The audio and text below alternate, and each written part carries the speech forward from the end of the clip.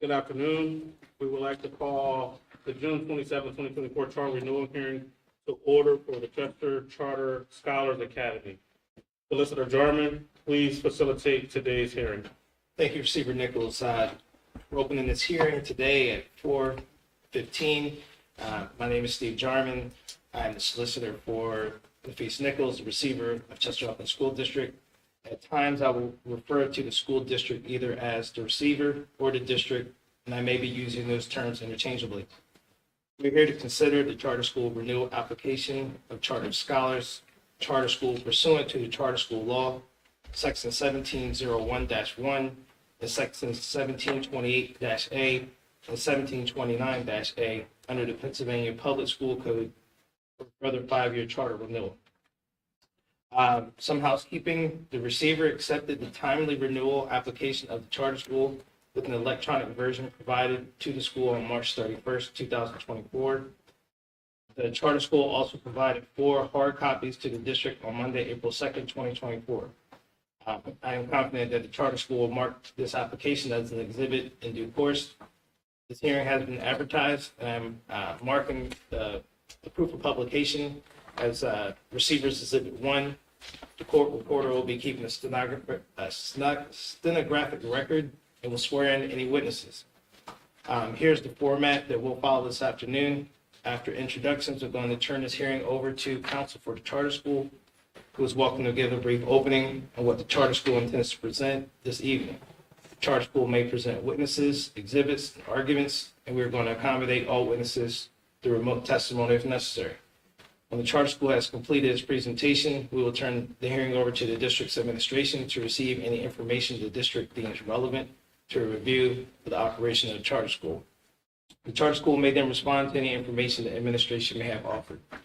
At the conclusion of today's hearing, we will decide whether to keep the record open to receive any additional information which could not be presented today.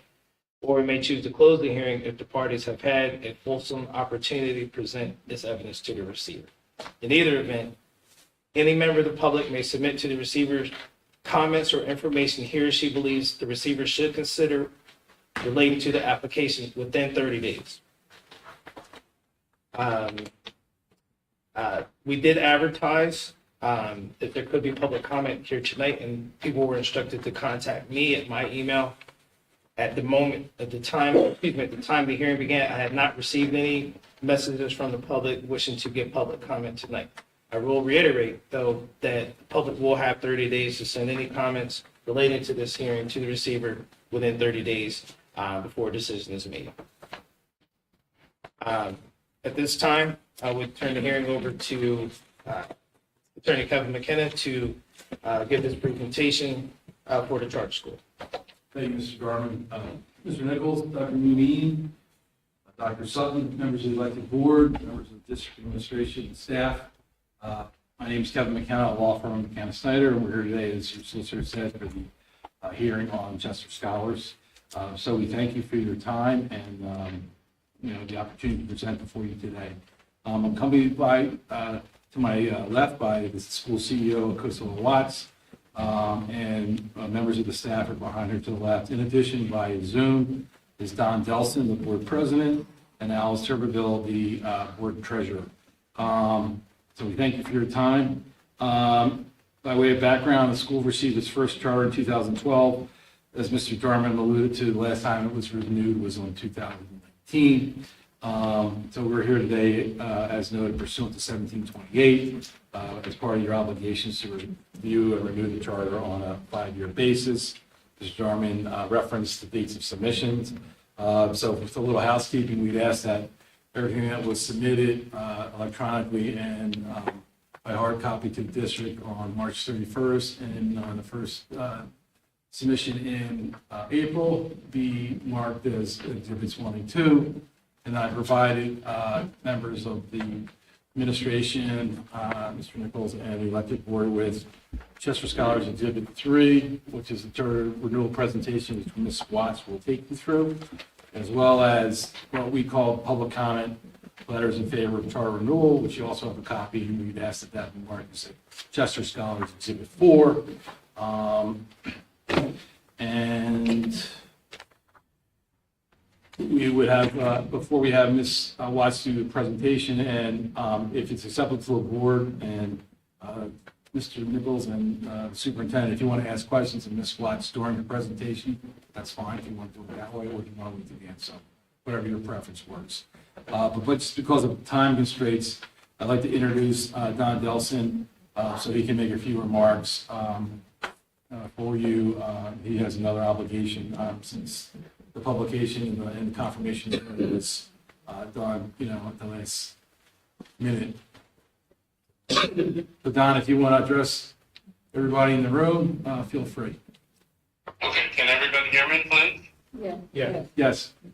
Okay, good. Well, Mr. Nichols and administration and elected officials, thank you for accommodating my need to Zoom from Massachusetts. I will just make a few brief comments. I've been president of the board of directors for 8 of the 12 years the charter has been in existence, including the last 2. And I just want to say that I think we've accomplished an incredible amount in those 12 years.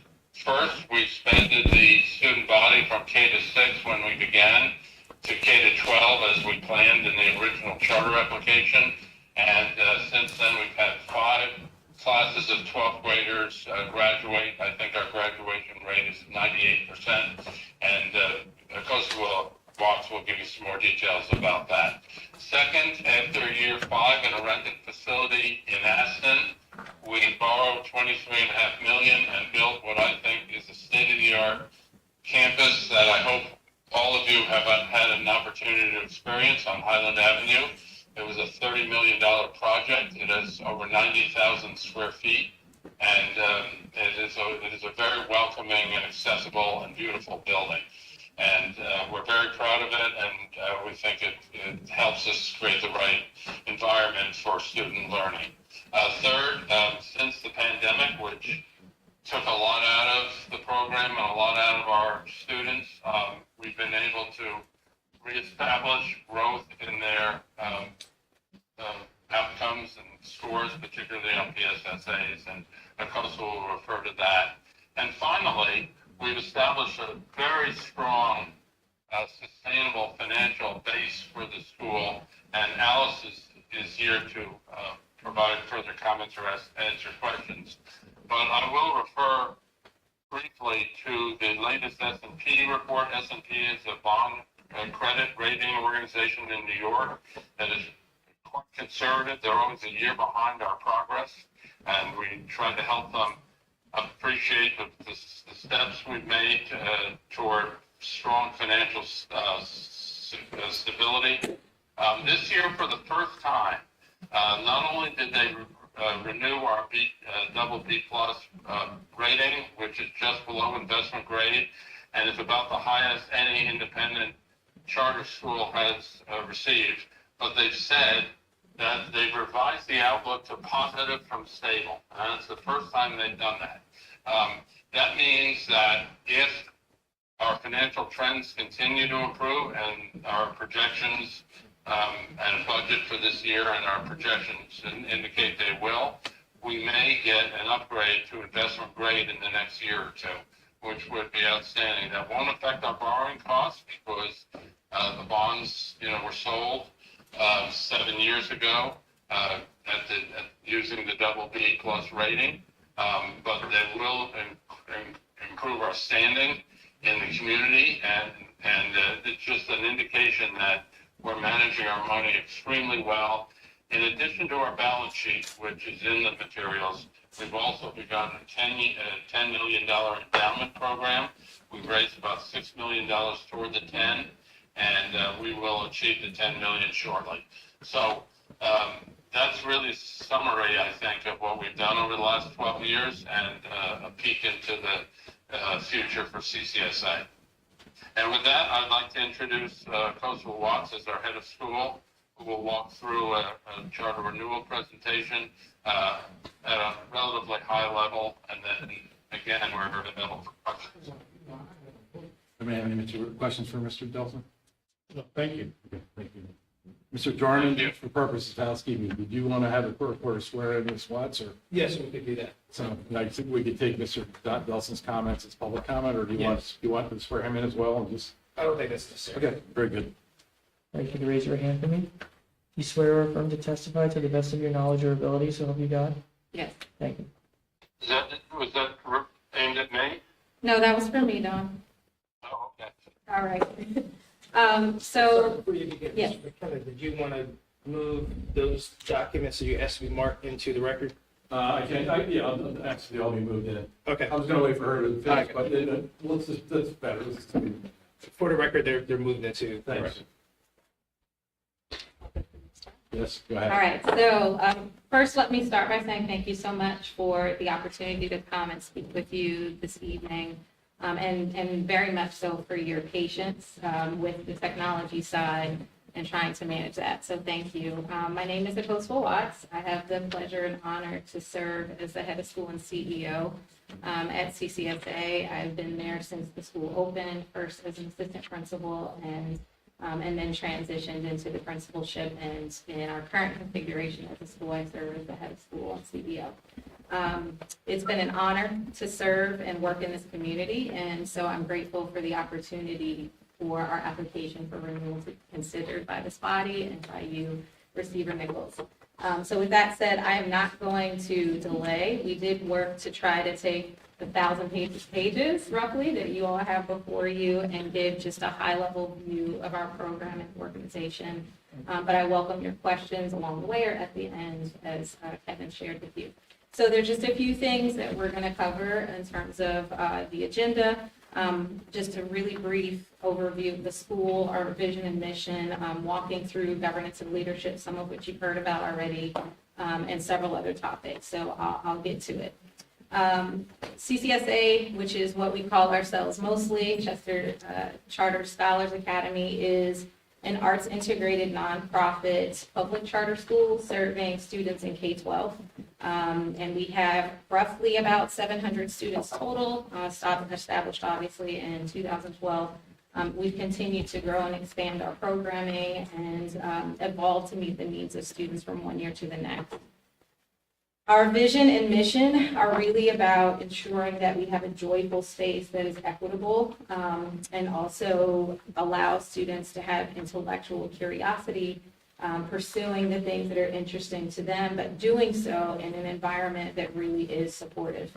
And our mission is to use the arts integrated curriculum to ensure that our students graduate and complete high school, not only complete, but then are prepared for the next pathway that they choose. We honor all the pathways that students might choose, whether that is a 4-year, a 2-year college or university, whether they move on to a technical program or technical school.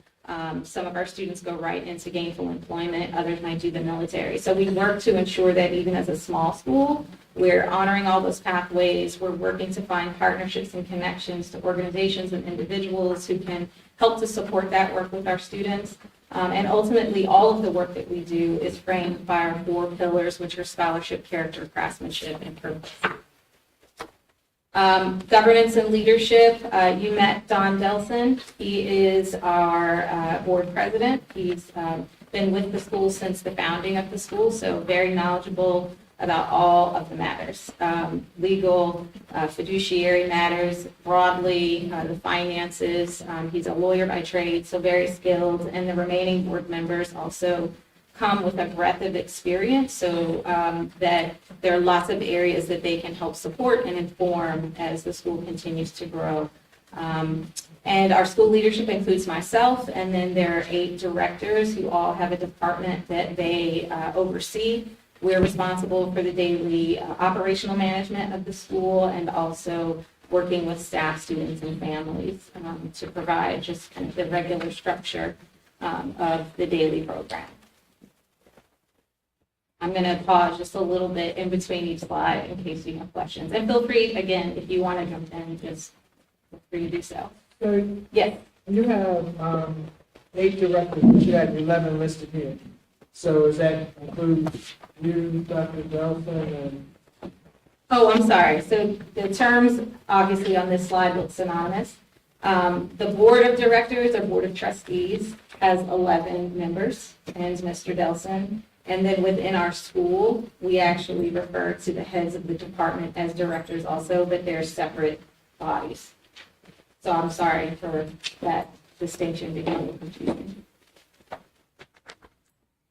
And would you like for me to just describe what some of the divisions or departments are? Well, based on this, information, it's based on their, prerequisite skills. Yeah, so the members of the board of directors or our trustees are serving in a volunteer capacity to oversee financial management and oversight of the school and fiduciary oversight. And then within the school organizational structure, there are people who have the title of director but are not trustees, and they serve as the director of elementary, the director of middle school, the director of high school, the director of special education, which is transitioning to a student supports title for next year, so on and so forth. So there are folks with a similar title but different distinctions. So I apologize for that confusion, but it's two separate organizational bodies. Did I do a better job of clarifying that this time? Okay, sorry about that. So Don spoke a bit about financial stability of the school. The board has worked really diligently under the leadership of our treasurer, Alice Turberville, to manage from day to day, but really importantly, continually do projections of 2 years out, 3, 5 years out, so that we are anticipating some of the threats or things that could happen financially and ensuring that we are working to manage for those things.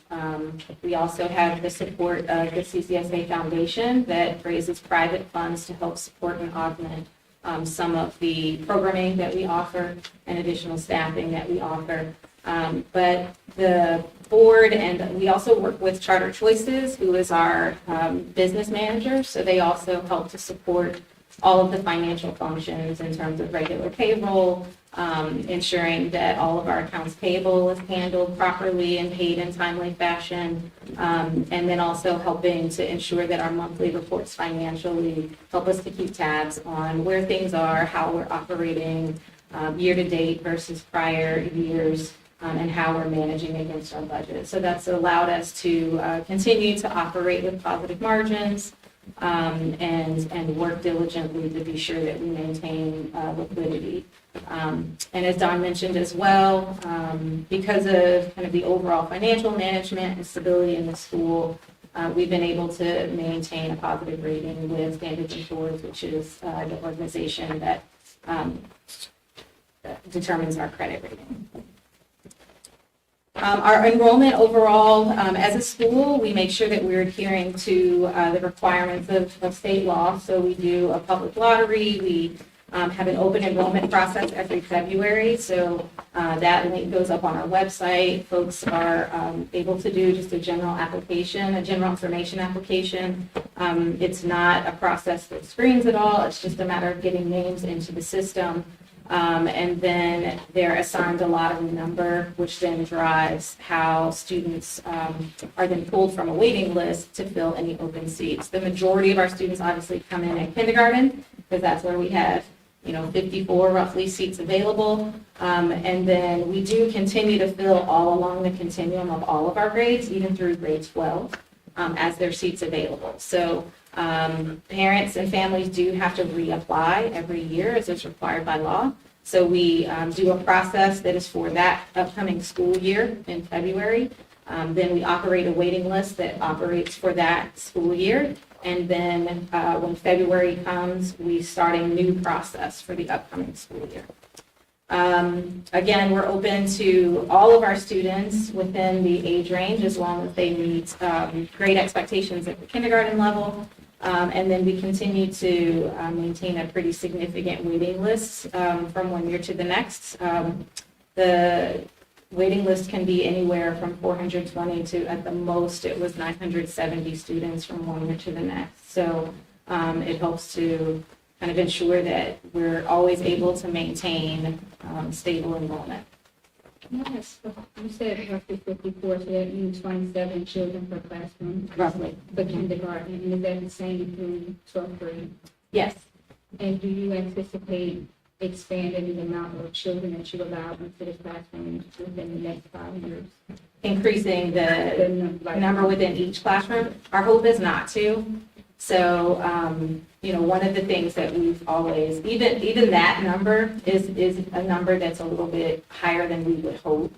One of the issues that we face when we talk about financial stability, one of the things that we confronted a couple of years ago was that like one way to sustain the program and also be healthy financially was to slightly increase our class numbers. It was something that was a really labored decision amongst the board. There was actually months of kind of work on that, and ultimately in kind of evaluating the pros and cons and opportunity costs, it was one of the concessions we made.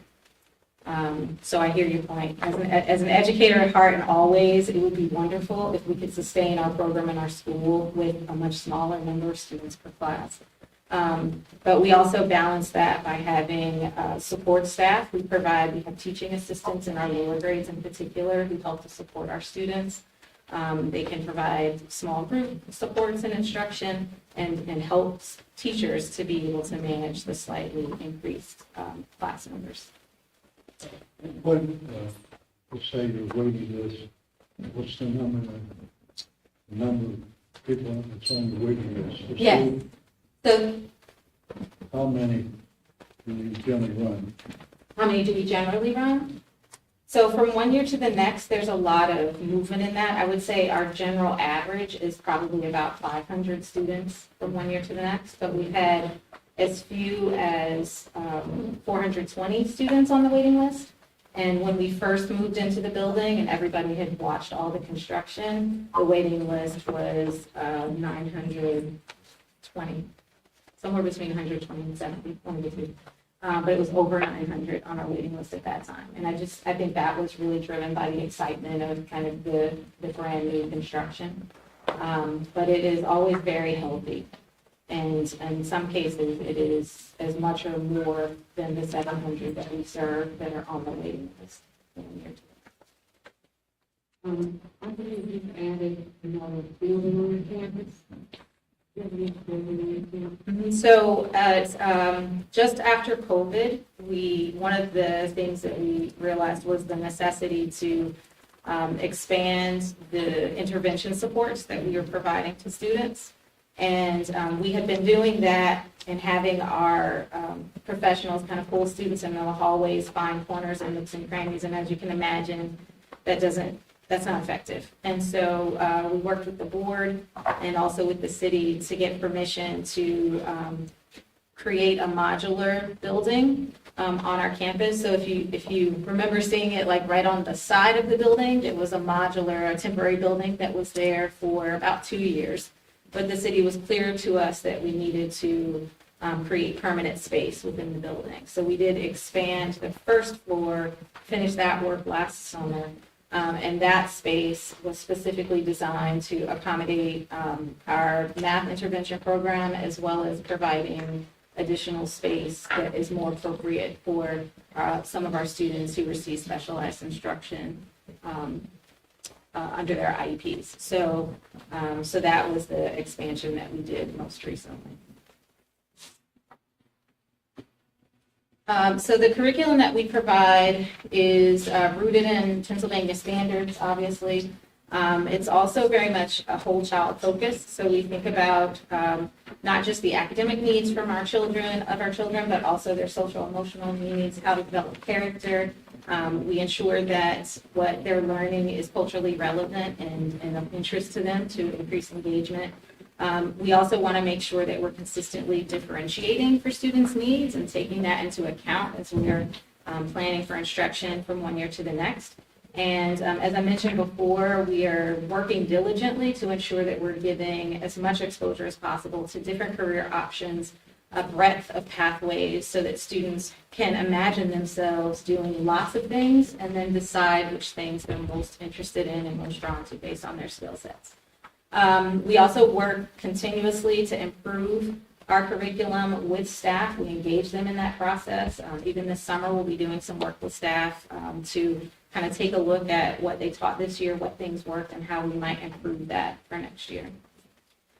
One of the central themes of our school has always been and always will continue to be the fact that we're an arts integrated school. So what that means for us is we teach the arts. Students do have access to standalone arts classes, but then also throughout our curriculum, we look for opportunities to combine the arts into the academic classes as well.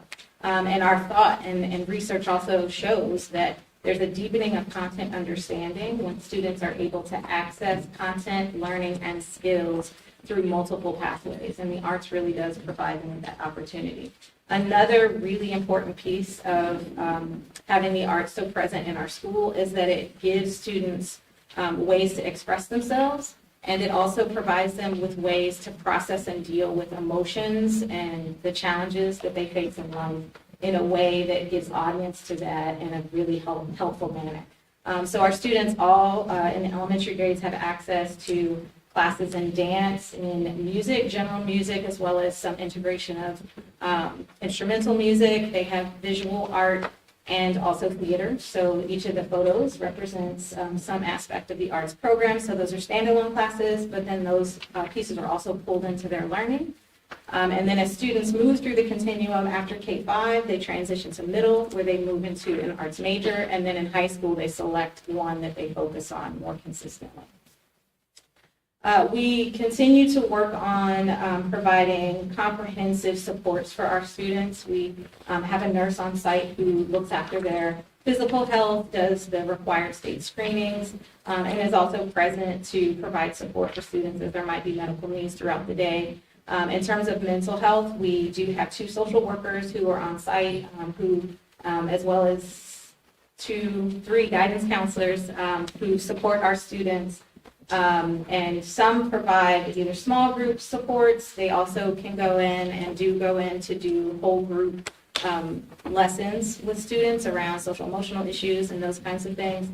We also have social emotional learning that is integrated throughout the day. We use responsive classroom practices, as well as Second Step, which is used more with our middle and high school. So, and again, post-COVID, I think all of us are aware of the intensified importance of giving space and support for us all to regulate and manage emotions and process the things that we're feeling in ways that are healthy and learn the skills to do that. We provide regular in-class supports through differentiation and thoughtful curriculum and responsive data-informed instruction and response in terms of our how we're designing what happens in the classroom. And then, as I mentioned, we do have intervention programs for math as well as reading. So we assess all of our students, particularly in the K-8 band, to determine which of our students are most struggling and need to be moved into intervention. And then we work to schedule that in a way that, where possible, it is in addition to instead of pulling them from regular instruction. And then we provide specialized instruction based on any individualized education plans. Assessment is regularly done, both formative and summative. It takes lots of different forms, whether it's a teacher-created, a program-based assessment, benchmark assessments, student reflections, all of the like, and all of that helps to inform what teachers do from day to day. We really have ramped up student self-assessment as a powerful tool to help students be empowered and advocate for themselves as learners. The last 2 years, we've been on a journey to introduce student-led conferences. So instead of the standard report card conference where a parent comes and sits down with their child and talks to the teacher about the student's progress or learning, instead the students are prepared to talk about their own learning, to talk about what progress they made against the goals that they established for themselves, whether they made that growth or not, and then what kinds of things they'll be working on to the next cycle or trimester. We're on a trimester system.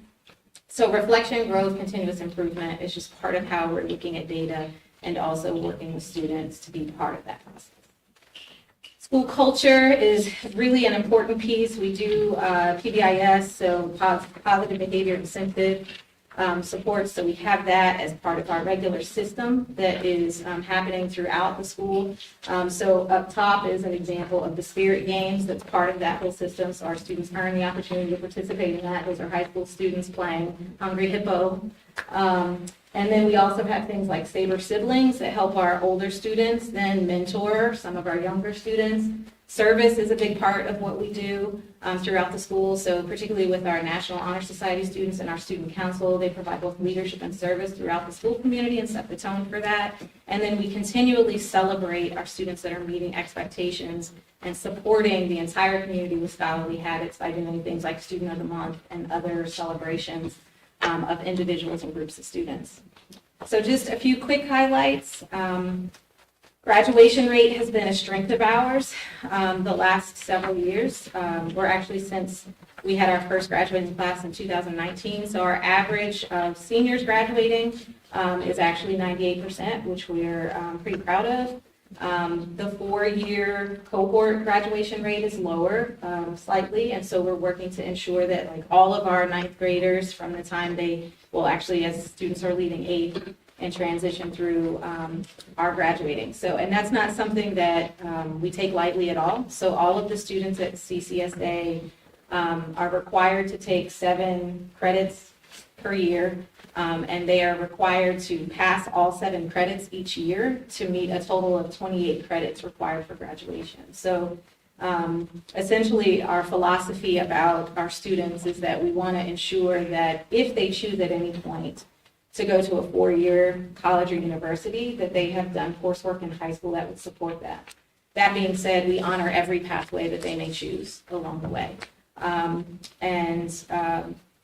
Again, work with students to find that pathway. We've also worked diligently around attendance. It has been more of a struggle the last 3 years as we all kind of got used to doing everything online and not necessarily showing up in person. So we've been working to adjust, kind of coming back to it, being on time and being present every day. And so we've had campaigns around attendance to improve that. So the average for our school has been 93% over multiple years, but single year of the last 2 years has been between 90 and 92%. And then we continue to work on our outcomes based on the state assessment. We are making progress. We have been able to, we just got in the scores recently for this spring and see that we were able to increase the percentage of students who scored advanced or proficient in both ELA and math. We're still waiting on our science data.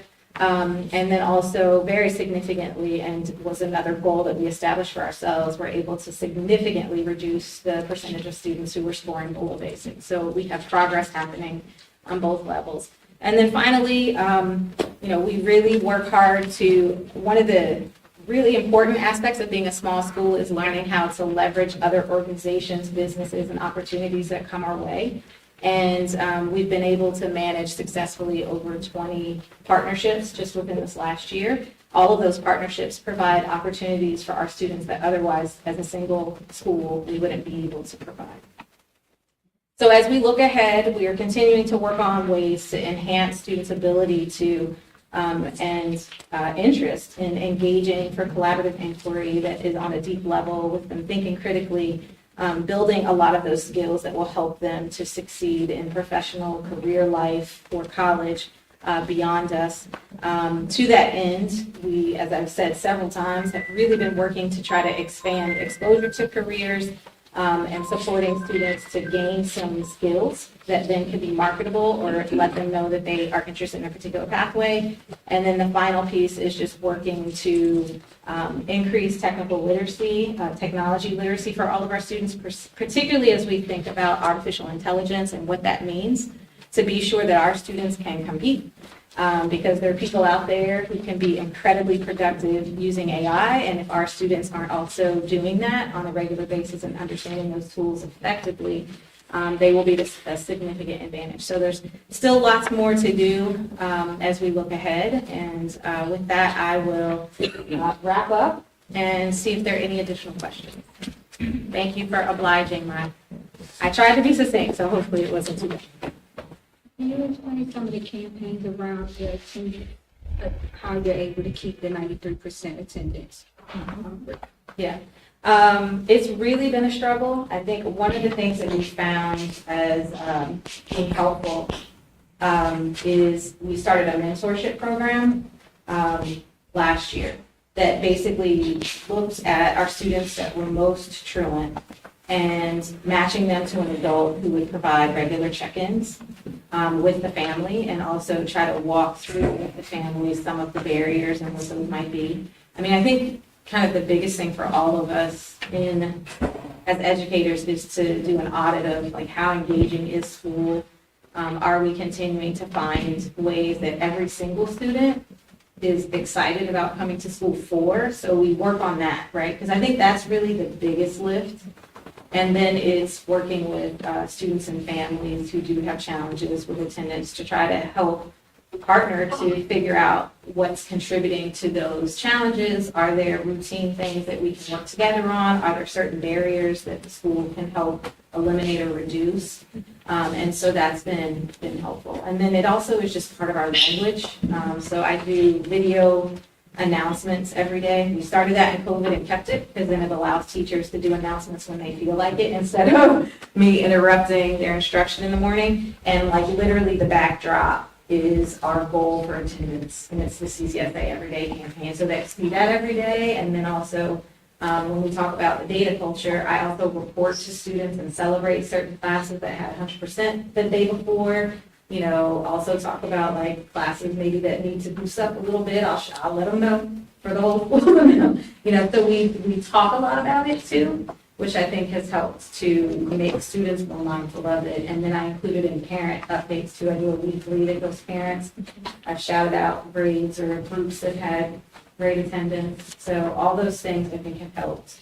But I don't think there's any single thing that solved it, right? We're all sure of that. Thank you. Mhm. Can I just ask a follow-up? Of course. So what's your regular attendance rate? So those students that attend 90% of days or more? I'd have to look to see what that is. I can pull that stat for this past year. Okay. So it has been, in 2022 it was pretty low. 2021, I'm sorry. As low as I think like in the 60% range. Okay. And that was part of the impetus for the mentor program, to like really try to attack that piece. Okay. And that's certainly the part that continues to be the issue, So is maybe that we have certain chronic attendance issues Gotcha. with a handful of families. And Just as those a are- follow-up, if we can get that Mhm. regular attendance, Yep. because that's what we report on at,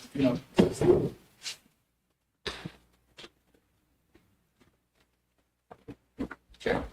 Thank you. I'd like to ask a follow-up question about services. Can you tell us a little more about special education services provided to students?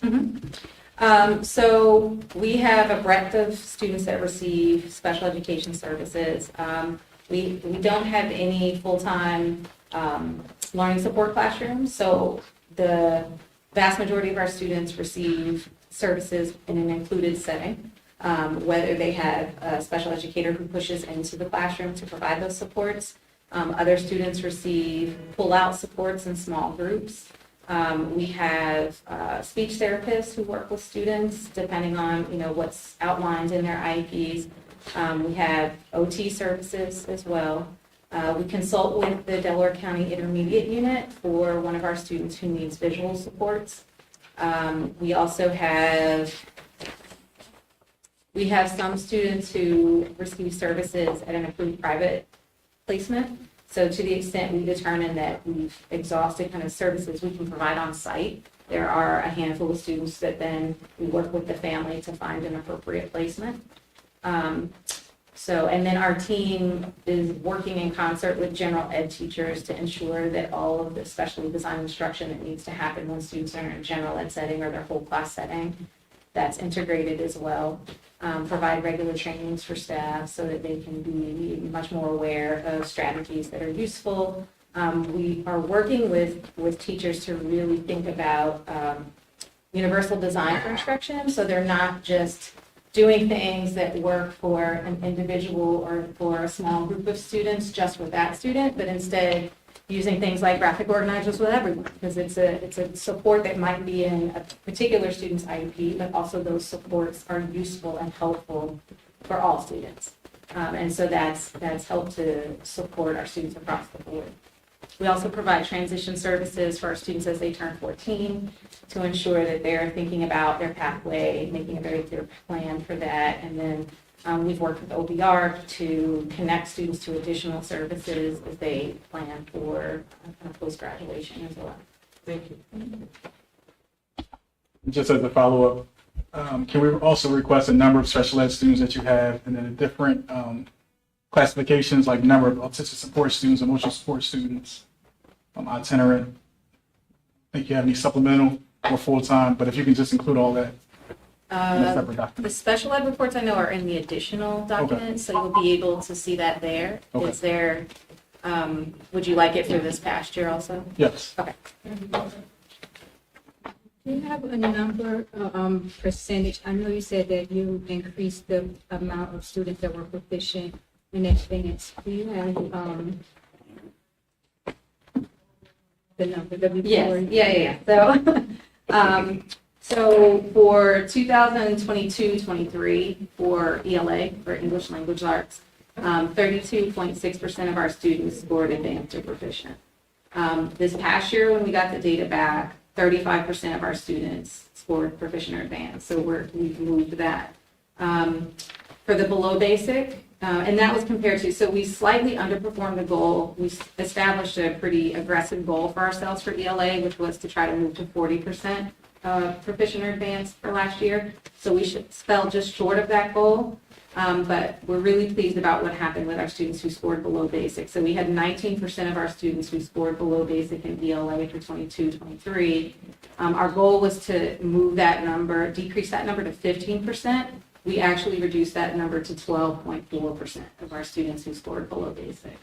And then for math, math has been the struggle. You know, I think we have the same struggle that the state has, and even broader than that. So our math numbers for 22-23 were 7.1% proficient or advanced. Our goal was to move to 10%. The data we received from the state showed that we hit 13% advanced or proficient in math. For 23-24, and then the below basic was a big move because we had 67.8% of our students who scored below basic in 22-23. Our goal was to raise that number to 60% below basic, and in fact, we moved the below basic to only 51.4%. So the hope there is that we continue to move, you know, it's tough to move students from below basic to proficient, but the goal is to move them each year, right, from one tranche to the next, so that over time, we're really making improvement for them. And what grade had the biggest improvement? Overall, so we can actually have my grade breakdown here, so I can tell you for sure. So far, the biggest improvement, so do you want, Just the below. of the students in that cohort moving to the next grade up, where the greatest improvement happened? So the biggest improvement happened with our fourth graders moving to fifth grade. That's where we saw the greatest improvement. For ELA, and honestly, the same happened in math for our cohorts. And obviously, the cohorts are a little bit different, right? Because there might be a few new students in that group and a few students who left from the year before, but it's enough of a measure to give us a sense for like how the groups are moving through.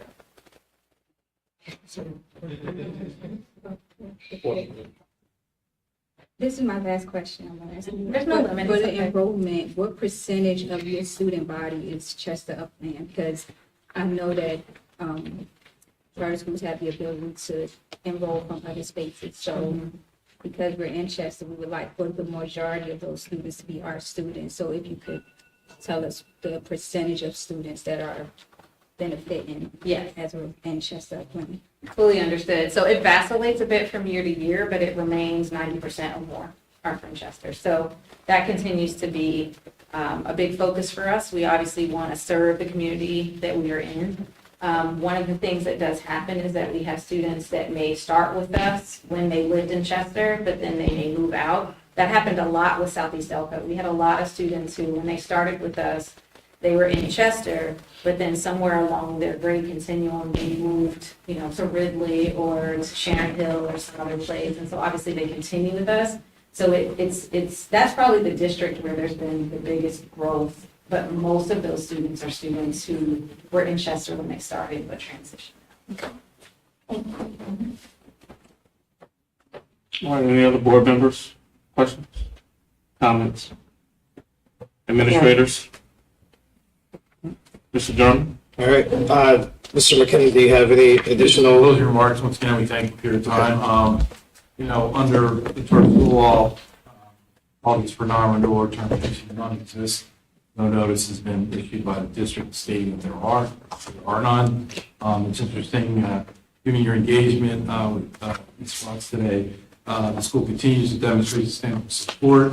It provides a comprehensive funding experience.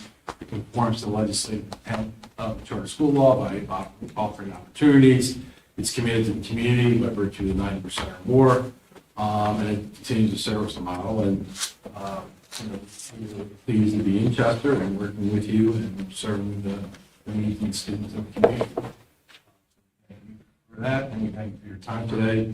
I do want to note that there are 5 members of the staff that are here in support of the school today, behind Ms. Watts. And I think technically for the record, the electronic version was submitted on March 31st, and the hard copies were submitted on the 2nd because the district was closed. It's for, I think, Easter holiday on the 1st. So with that, again, I thank you for your time.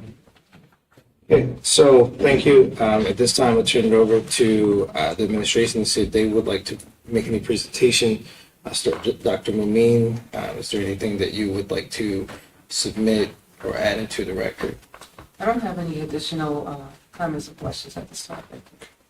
Dr. Sutton? The same. Okay.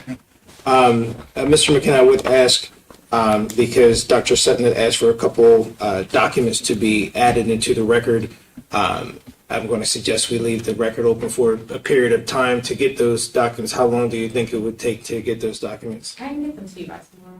Okay, so if I were to say a week, leave the record open for a week, that should be sufficient time? I think so. Okay, Yeah, that if it's okay, we could have Ms. Watts just directly email it to Dr. Sutton and the superintendent with copies to me. Does that work? and I would say to the court Yeah, reporter. and I'll provide, and Yes. everything that we admitted into the record today, I will provide electronic copy to the court reporter. So with that, Receiver Nichols, I would recommend that the record stay open for a period of a week to receive those documents. So granted. Um, Just reiterate the fact that the public has 30 days to make any comment based off of today's presentation. All right, this concludes our hearing today. Thank you. Thank you. Before we, we'll transition into an executive session prior to the next meeting. All right.